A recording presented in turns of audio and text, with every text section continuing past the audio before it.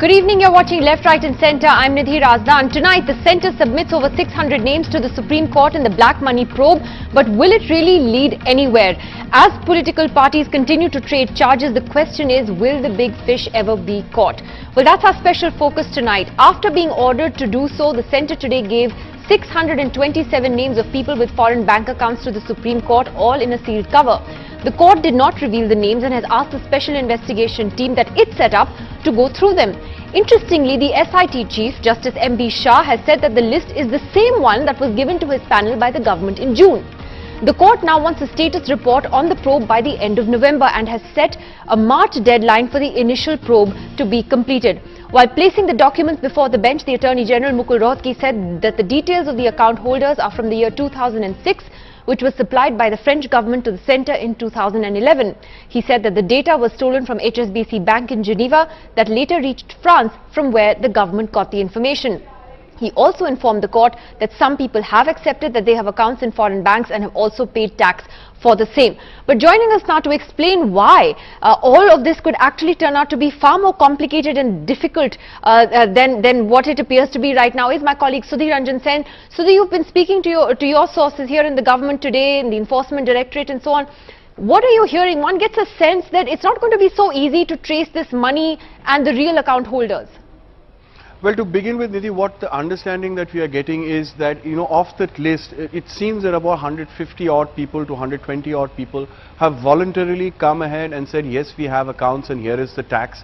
Some have even paid the penalty and there is no, there is no liability against them as of now. Mind you, income tax evasion is a civil offence, it's not a criminal offence.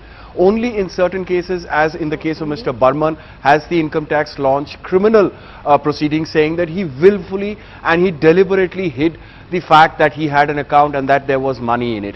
So in these cases of criminal charges being put against people are very, very few. In fact, what we understand is it's under 10, and those are the names that the government has revealed to the court, because the protocols that you have signed, the agreements that you have signed very clearly say that nobody else but the income tax department can handle these accounts.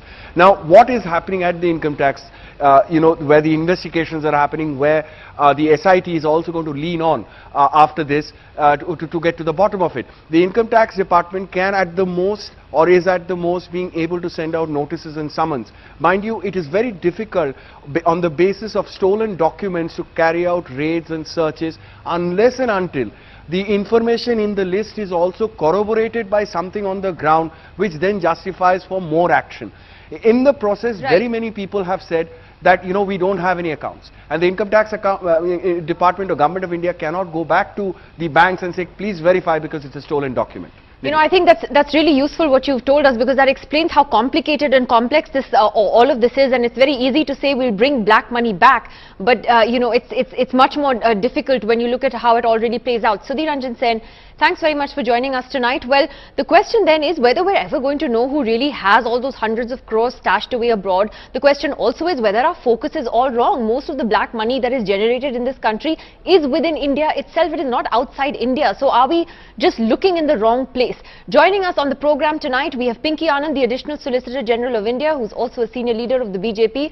Ved Jain, Chairman of the National Council on Direct Taxes with ASSOCHAM. Aarti Jairath is here in the studio with us. Dr. Ajay Kumar of the Congress. And Mahesh Jethmalani joins us tonight from Mumbai. Mr. Jethmalani, let me ask you first.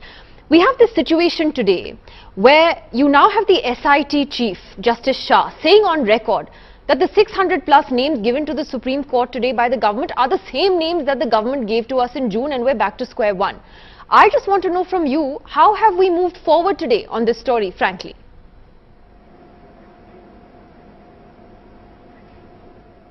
Well, you certainly not move forward, but if there was any attempt to stall it by this government, if any attempt, and I'm not saying it's a willful attempt, if there was any attempt, misconceived or otherwise, to set back the investigation, that has been put an abrupt halt to by the Supreme Court. And I don't know, look, Nidhi, there's a German account and there's a French account. The German account has 800, the French account, which comes from the HSBC Bank, Geneva, has 627. Now, I don't know what they gave in the past. All this requires clarity. We need a clear enunciation of which, the government should come out with some documents which evidence what they gave to the SIT in June 2014. Were it both the accounts, the French and the German? Was it only the German? In which case, why do they give only the French today? If they were going to duplicate accounts given in June, why do they only give the French ones and not the German ones today? No, but so I'm not quite sure what this is all about, but be that as it may, the matter ends now. We should all be very, very sanguine about the prospects of getting back the money and not negative and pessimistic. There has been a serious obstacle for this investigation. These names have come out since 2009, and those responsible from 2009 for delaying this process are to blame for any delays in the names coming out and the money is being recovered. In fact, a lot of the money may have been siphoned out further and put into other jurisdictions. One of the main questions, though, that many people asked today was that, look, this was an SIT that the Supreme Court set up, okay? If the SIT already had these 600 plus names, what was the need for the court to then ask the government to submit them separately today? Now, are you saying that that exercise was not futile, because at the end of the day, the court has sent out a message to the government that we are watching and we are closely monitoring this probe, and that in itself is important? Is that what you're saying? Yes, and not just that. The SIT has got these names only in June, and I'm told that some process is already underway. And now, in case there's any public misapprehension, like you seem to be suggesting there is delay by the SIT, which I don't think it can be, because it's monitored by the Supreme Court. I mean, it's utterly absurd to suggest that a government from 2009 has sat on this and done nothing, and an SIT given the names in June 2014 is being absurdly slow. And that SIT now has been told in any case to complete this first status report by November and finish the entire investigation by the 31st of March. So if anybody has any doubt about the SIT, there's a timeline now set by the Supreme Court. Okay, so let me ask Mr. Jain then. Mr. Jain, would you say, I know you've had concerns that if all names are made public, let's face it, and I want to clarify here that everybody who has bank accounts abroad doesn't necessarily have illegal money stashed in them. Okay, that's the bottom line. And one of the arguments that both the governments took before the court was that naming people would then be an amount of violation of privacy, and it would be unfair. If you're able to prosecute someone, sure, go ahead and name them. So A, are you satisfied today that the court did not reveal the names? The names are with the SIT, nobody really knows what's on that list. But B, do you believe we are actually a step closer to getting the bad guys? See, what we had, the debate has been going on. In 2009, this issue came up, and in 2011, the Supreme Court ordered that this investigation should carry out, and they wanted to carry out the investigation. And the court was concerned that despite spending 3 years, this investigation have not moved forward. And the government stand of the earlier government and the present government has been that we cannot share this information in public domain because it violates the treaty under which this information has been shared by the French government. Now that's the issue which was there with the issue. Now the Supreme Court insisted, yes, you provide the information. But I believe the Supreme Court at the same time also realized, yes, the government may be right when it says, yes, this information cannot be put in public domain. And that's why when this information was submitted today before the Supreme Court, they did not open the sealed envelope. Because there were 3 envelopes. One was the exchange, that's right, the status report, which contain name. Second was the correspondence between the government of India and the French government. That's an important thing. And third, what is the status report what the government has done. And that's why they said, let us give it to the SIT, let the chairman and vice chairman open this up and take up the issue. And then government also, if you know that the government also made a presentation today before the court that we are still bound by the treaty and confidentiality. And then the court made a remarks, look, chairman and vice chairman both are the retired Supreme Court judges and they understand and they know the law. And that's why they believe they will carry out the investigation. And the government has a right to make a representation there also that this information should not be made public information. Now what will happen with this is, now the all investigation will get expedited. Now the Income Tax Department, which has been carrying on the investigation for the last 2-3 years, will also be under pressure to I think that's the point that Mahesh Jethmalani was making as well. The point is that there is now a time frame, that there is at least a sense that we're heading somewhere with this. So let me just ask Dr. Ajay Kumar of the Congress party that obviously, Dr. Kumar, we've seen the Congress and the opposition really go after the government on this issue for the last couple of days, perhaps rightly so, because of all the political rhetoric that we saw on the black money issue in the election. But as Mr. Jethmalani also pointed out, the fact is that This SIT was announced by the Supreme Court in 2011. The UPA government didn't act on it. In fact, it opposed it. The Modi government is at least seen to be acting, to be moving on the issue. Now, it may make, fumbles on the way, but on day one, they constituted it. Now you have a deadline. They've been forced into a deadline. There seems to be forward movement on this issue now, even though the onus was on your government to move forward back then. Ajay Kumar. Nidhi, one is that there's a lot of miscommunication in the media. First of all, just a couple of facts. One was that the UPA government modified over 81 tax treaties so that we could get the information. They signed 14 new tax treaties. The Directorate of Foreign Tax reviewed over 33,000 crores of tax related transactions. The transfer pricing, which was where there was a lot of opportunity for tax evasion, goes up to the figure of 30,000 crores. The Government of India set up a high-level committee which had the Enforcement Directorate, the CBDT, the CBEC, and but the CBI. You didn't constitute the SIT that the Supreme Court asked you to. You didn't constitute that SIT. The fact is, this government did that, right? No, and I want to again, highlight a very important point, Nidhi. The government went with the contention that we have created a high-level committee of the total investigative power of the Government of India, which is Enforcement Directorate, CBDT, CBC, CBI. And there was at that time, so the miscommunication is the Supreme Court did not make a comment on the SIT formation. We said that the whole government investigative setup cannot be bigger than this. So now there is a miscommunication, etc., saying that the SIT was not set up. You tell me today the SIT says we need an Enforcement Directorate. So a high-level investigative committee which has CBDT, CBEC, CBI and Enforcement Directorate, there's nobody bigger than this who can get you the information. So what you make is an important point. I just want to take that to Pinky Anand, that in fact what we also learned today, Pinky Anand, is that while today's government did set up this SIT, the same SIT hasn't, it has asked for the ED to be attached to it for investigations, which they said, hasn't happened until now. So there is a sense that while this government was trying to show that it's moving forward on this issue, there is also a lack of political will here to really seriously move forward with it, which is why you've seen the kind of absurd somersaults taking place in court over the last few days. No, I don't understand what is the rare somersault that you're talking about.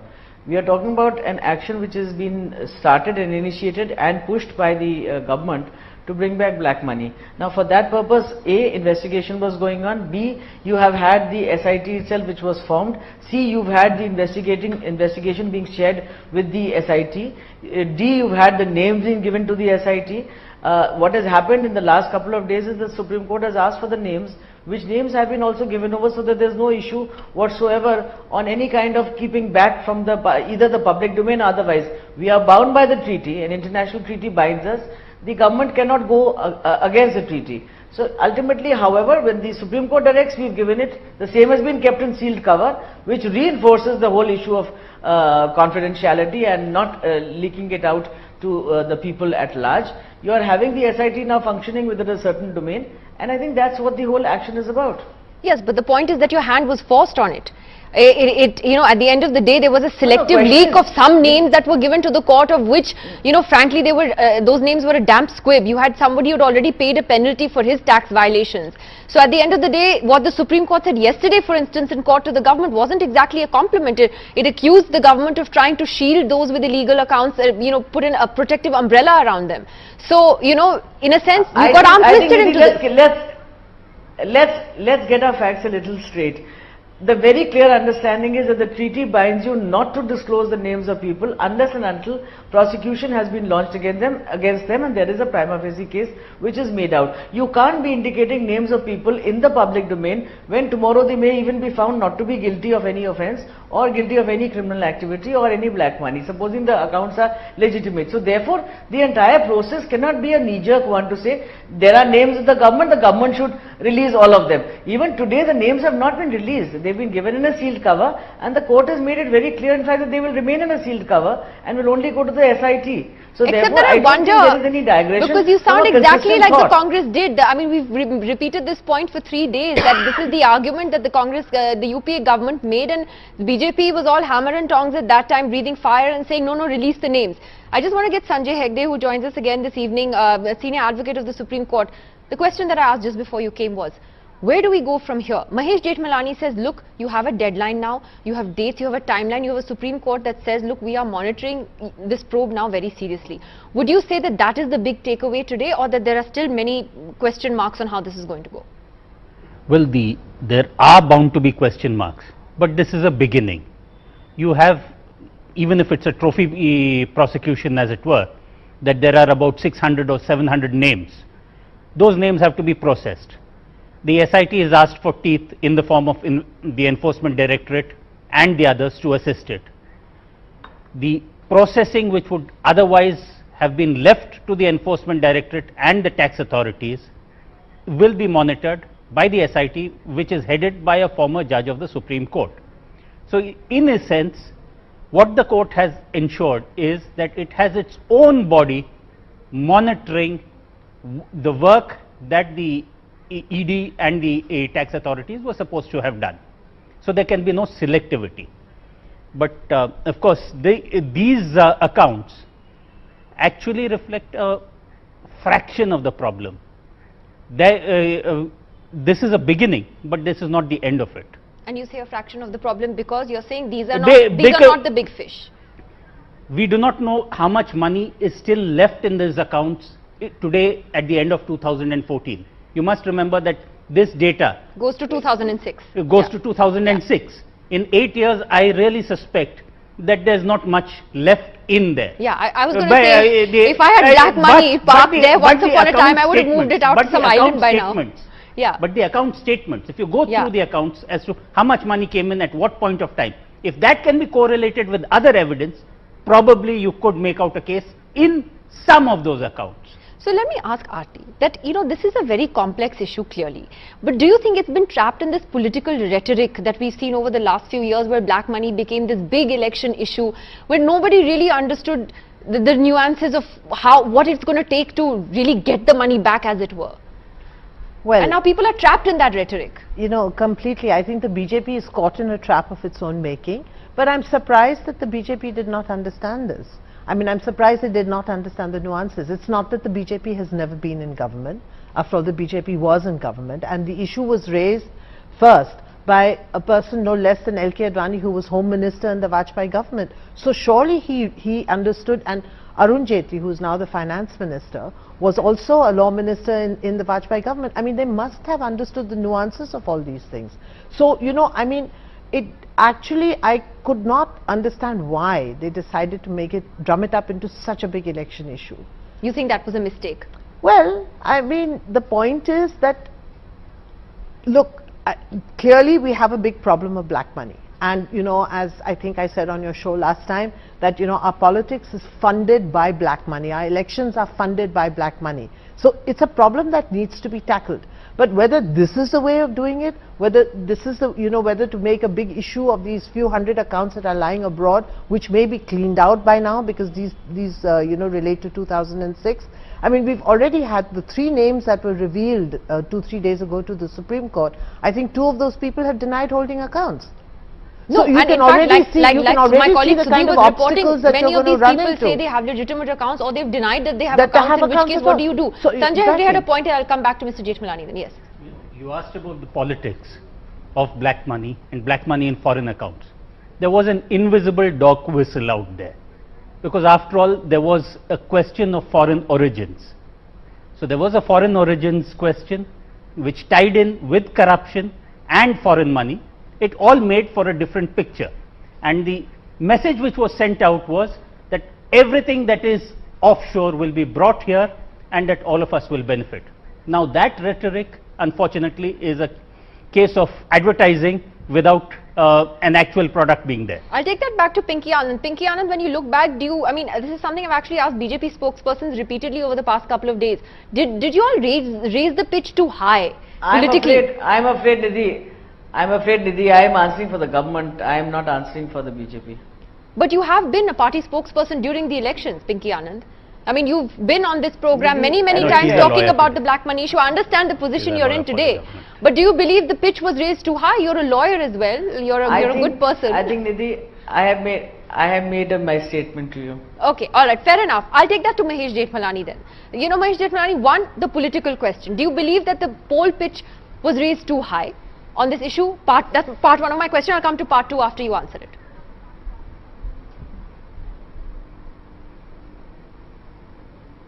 Hello? Yes? Yeah.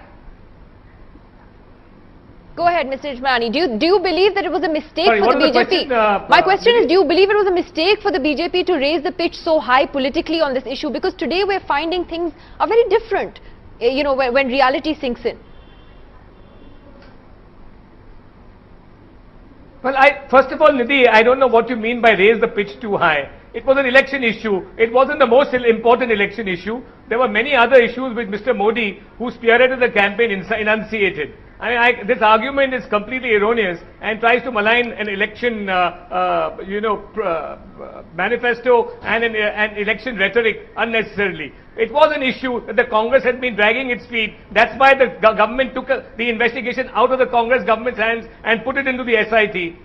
Yes, there were tall promises made, but now you can see, even if someone like me who believes that the application of the present government before the Supreme Court was misconceived, at least the best thing that's happened is the end result. And the end result is, as I said, the timeline. You have a deadline now of 31st March for the entire thing to get over. That's excellent. And if we can finish investigating all this by 31st March, the purpose will be achieved. And if it was not done by the BJP, it was done by the BJP, through the BJP, at the behest of the Supreme Court. Okay. But, Nidhi, yeah, one Aarti. second. Yeah. I think the key word here is if it's completed by March. I mean, this. It's an initial deadline. It's just It's an gonna go initial on. deadline, and it has been, you know, many times in the past we've seen these deadlines being extended again and again. And look at the Jain Hawala case, which was also monitored by the Supreme Court. What was the end result of that? Mr. Jain wants to come in. You see, I will take 2-3 issues which have a reason. The one issue is that the deadline which we are looking to complete the issue, and second was the issue whether these accounts are legitimate account or illegitimate account. And third issue which arises is there is something different in the black money which is stashed abroad or the black money which is in India, and why are we concerned about the black money which is outside India? No, I agree. That was going to be the next question. I see, and any money on which tax is not paid is a black money. Yeah. And any money which is illegitimately acquired, maybe because of the corruption, which is a disproportionate assets by the bureaucrat or by the politician, is also black money. That's the issue. Now the issue which is for consideration is that we are all putting a deadline of 31st March 2015. How that investigation is going to get completed? Now this information is a stolen data which just gives the name of the account holder and the account number and some balance at one particular time. This doesn't give much more than that. This is not an evidence, valid evidence in the life law. Now, for that purpose, the authorities in India need to go back to the bank and to obtain a bank statement. Mr. Jethmalani, he's raising his hand, I think, on this particular point. Let him intervene and I'll come back to you, sir. Yes. Nidhi, all I want to say is that this whole thing about a complicated investigation is a complete red herring. For the simple reason that all you have to see is these are Indian account holders, separate the non-resident from the resident. The resident ones, if they have an account, have to show that they are within the guidelines laid down by the Reserve Bank, or they have some kind of Reserve Bank permission to hold those accounts. The others who don't are clearly amenable to prosecution. If there are simple cases of income tax evasion, there will be no criminal prosecution. But if, for instance, there are politicians, you know that disproportionate assets by a politician is an offence under the Prevention of Corruption Act.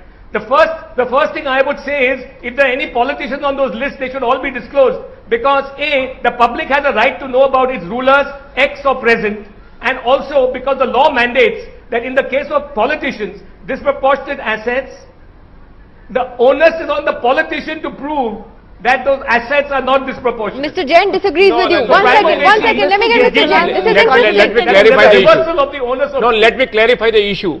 I am only on the evidence. The issue as on date is there is a stolen data which say the name and account number. If you go to the concerned person, he is bound to deny that this is not my account. Please produce the evidence. And for producing that evidence, you need to go back to that banker or to that authority, government, CIS authority. Please help me in getting that data. That's why the government of India has been insisting that please do not put this data in public domain. If we do it, we will lose the right to go to the authority and to the bank to give me the data, because then they will suspect Indian authority. No, so much what more. you're saying is we're not going to know. Bottom line, we're not going to know who No, the no, bad it guys is are. not there. It is not there. Mr. The Jain is issue again- is, that's why the idea was, that's why I said in the beginning, idea is that let the tax authorities expedite this, because the tax authority need to establish a case which they can do it. Yes, this is a concealed income and this is the income which you have tax evasion and tax fraud, and that's why you need to be prosecuted. But you know, there was another interesting point which you raised, and let me ask everybody this. I'll ask Sanjay Hegde this first. Now, according to now, there are various statistics that float around on black money. Nobody really knows what the actual estimate is. But many studies say that most of it is in India. All right. Why are we obsessed with this money abroad? I mean, you try and go and buy a house in Delhi. Please, I will applaud the person who takes all the money in white. You know, so why are we not getting politically outraged about the black money within India and the way our political parties are funded, for example? Well, that's part of our Indian hypocritical thinking, because we don't want to see the dirt within our houses. We always believe that there are outside forces, that everything that is Foreign bad comes through foreign hands, foreign origins. Actually, you were right. There are studies which say that 90% of all black money is in India, doesn't move offshore. Of the 10% which moves offshore, more than half of it comes back through round tripping. Of that 5% which remains, not everything ends up in a bank. Some of it is spent on a good time in Vegas or wherever else. Some of it is spent in getting a mansion here or there. Very little actually remains in the bank, and bankers out there are so bound in their secrecy that money can move from tax haven to tax haven at the click of a mouse, and investigators will forever be investigating. So it's if you interesting. want to tackle the problem of black money period, Then look you have to clean India. No, That's part of Swachh so then, India. Aarti, what happened? Why did this become so big? Why? Because it was a better headline? What was it? Yeah, I mean, this is what I can't understand, that how do experienced politicians, political leaders of the BJP who have been in government before, how did they make this into such a big political issue? And now they're just caught in their own rhetoric. No, but And how are they going to get out of this? Because the pressure is on them, the media is I just want to highlighting say one it, thing here. and people are going to one raise second. questions. Pinky, I'll take that to you as well, and then to Ajay Kumar as well. That, you know, why aren't we talking about the black money at home? I mean, we've done so many shows.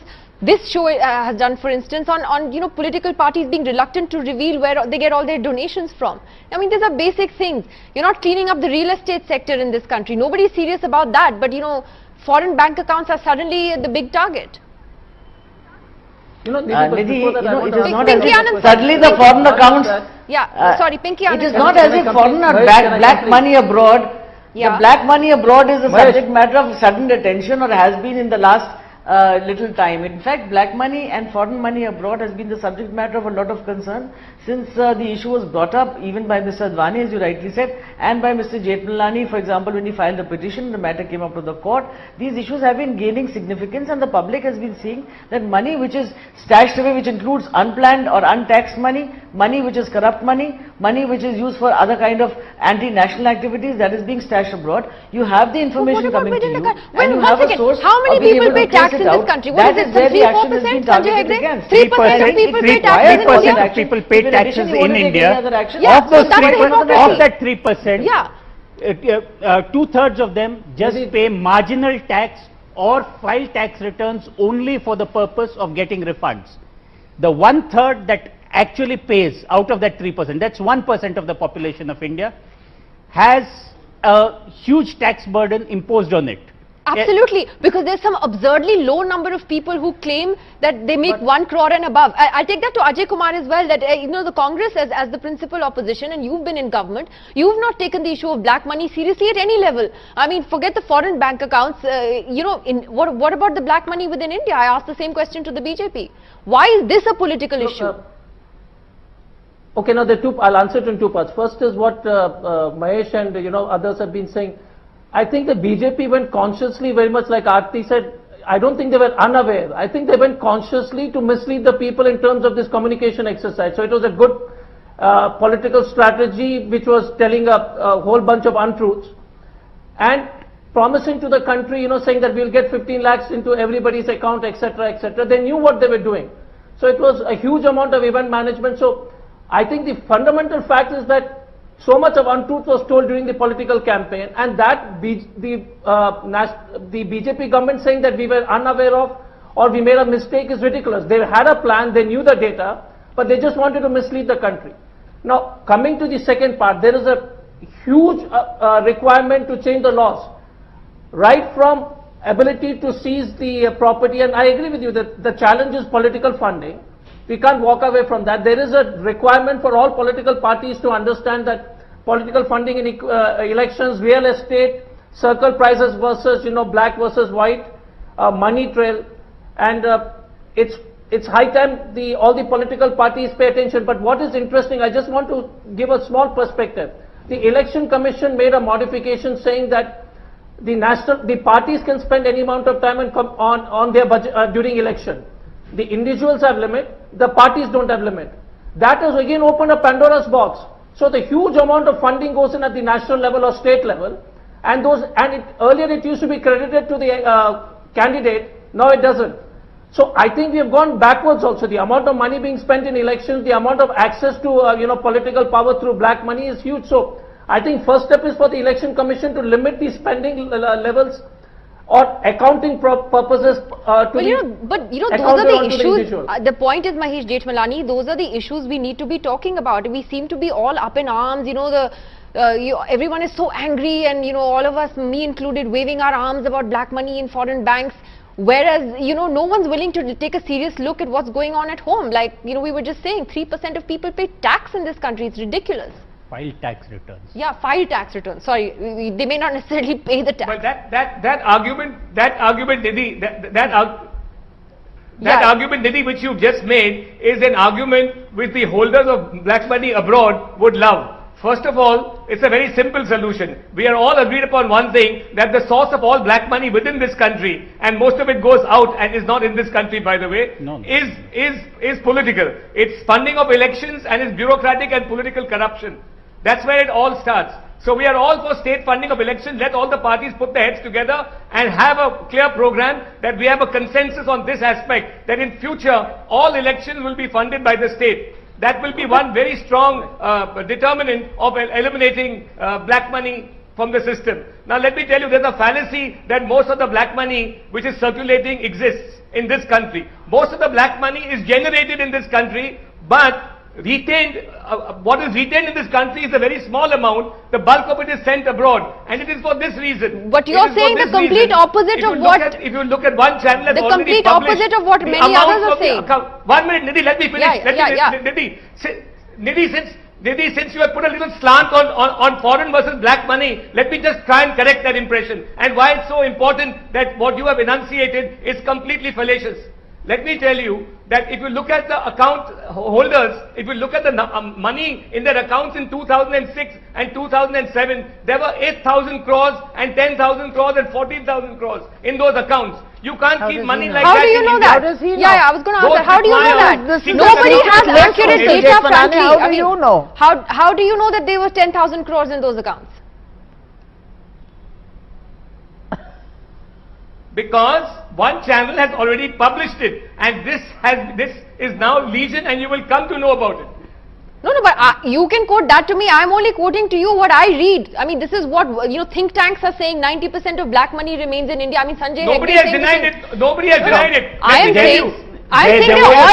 What was Baba Ramdev's figure? 1 second. What was Baba Ramdev's figure on black money? Wasn't it some other? It was so large that I couldn't. I don't remember. I mean, so everybody has their own figure on this. I don't deny. There is no I don't misunderstand. No, Ramdev's figure was 7 trillion. Yeah. Global financial integrity was 462 billion, and the CBI figure was 500 billion.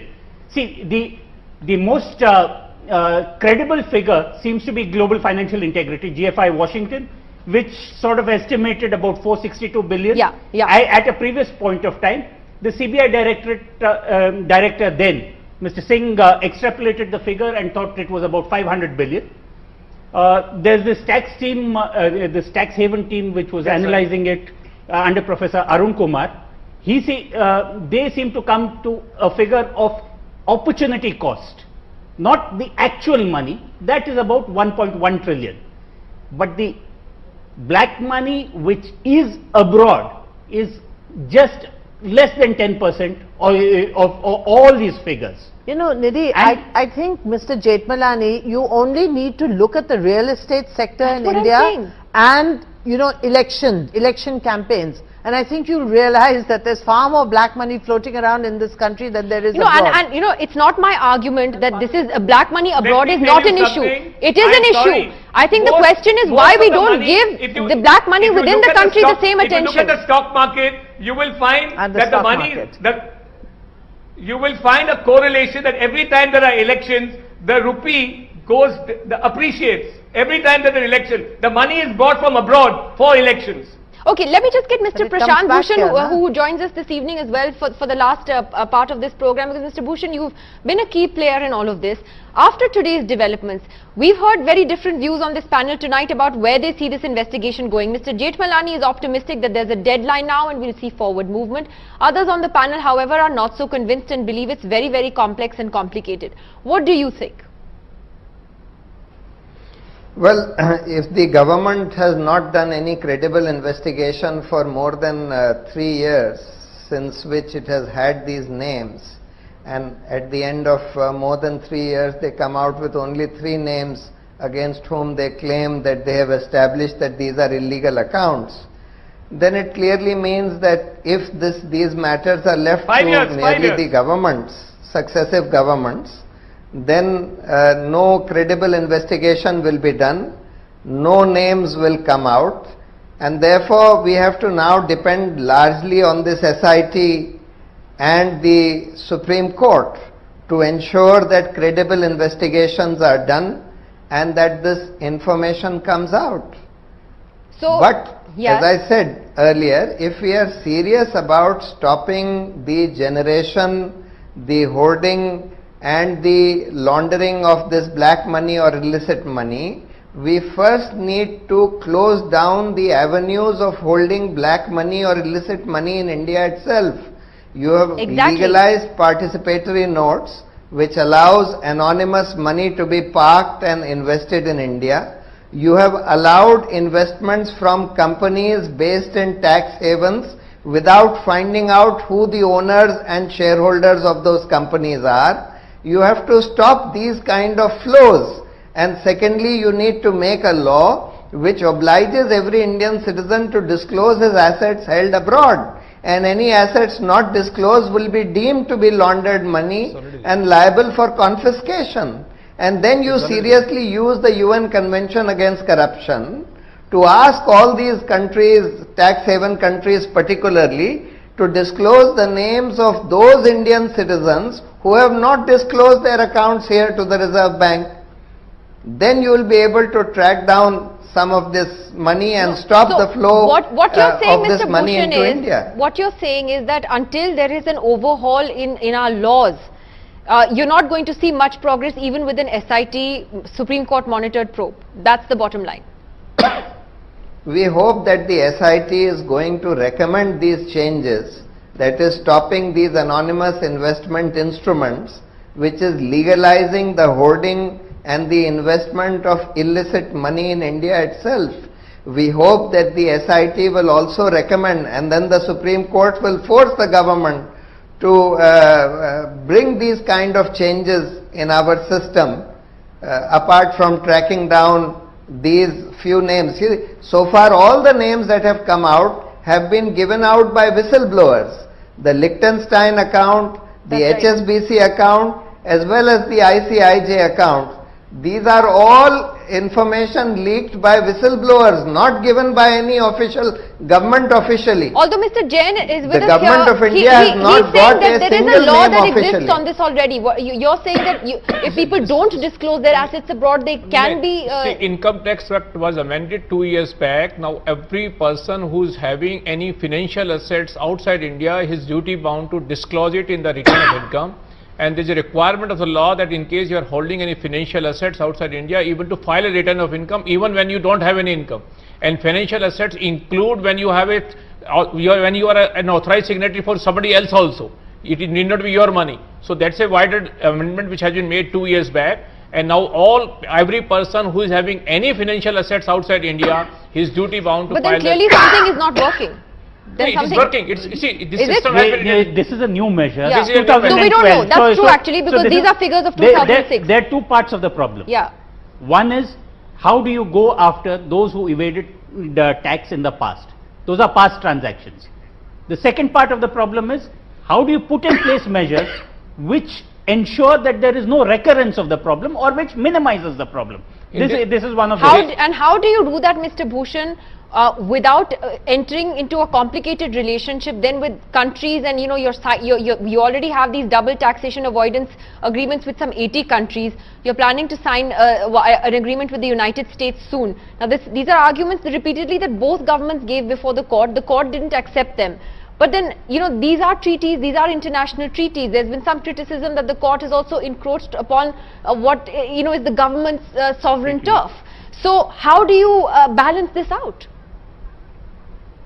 See, you don't need double taxation treaties anymore after the UN Convention Against Corruption, which has been signed and ratified by India and all these countries, including Switzerland and most of these countries which are today called tax havens, including Mauritius, etc. You can use that UN Convention Against Corruption, which is an international treaty. It's not a bilateral treaty, it's an international treaty under which every government is obliged to provide us information about assets held by our citizens which we believe are illegally held. To show that they are illegally held or to prove that they are illegally held, you need to have a law which says that any assets held abroad which are not disclosed to the Indian authorities will be deemed to be proceeds of crime. But Mr. Hegde disagrees and with you. therefore liable for confiscation. He's saying you do need these agreements. You do need these agreements because there are millions of people of Indian origin in the United States, for instance, who are subject to taxation for their assets in India. The United States has already... double taxation issue. Let me clarify. We are not talking about double taxation issue. Two countries can't. Just confusing the issue. We are talking about... Let me clarify two issues. Quickly, yes.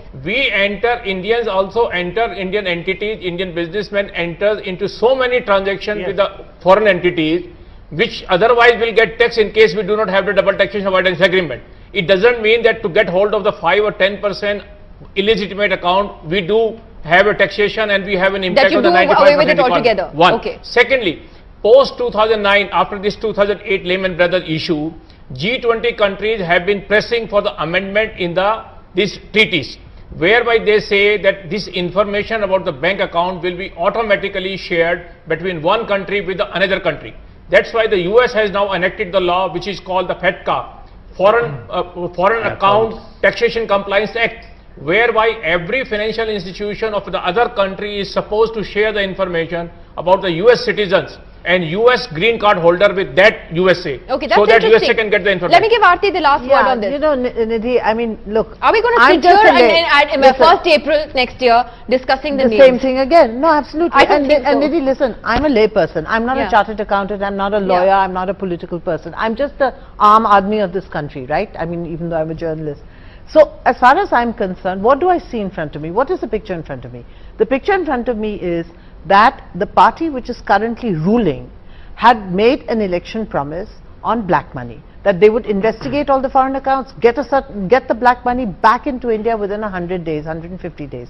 I want to know today what has happened. The government has been around for 4 months, 5 months. I don't see any signs of us moving any closer I to think that that's promise. what we were talking We're about, just getting trapped in your own rhetoric. Absolutely. And we're getting confused with all these are important issues, these are serious issues which shouldn't have got trapped in the kind of rhetoric that they did. Mahesh Jethmalani, I'm completely out of time. I call you back in April next year.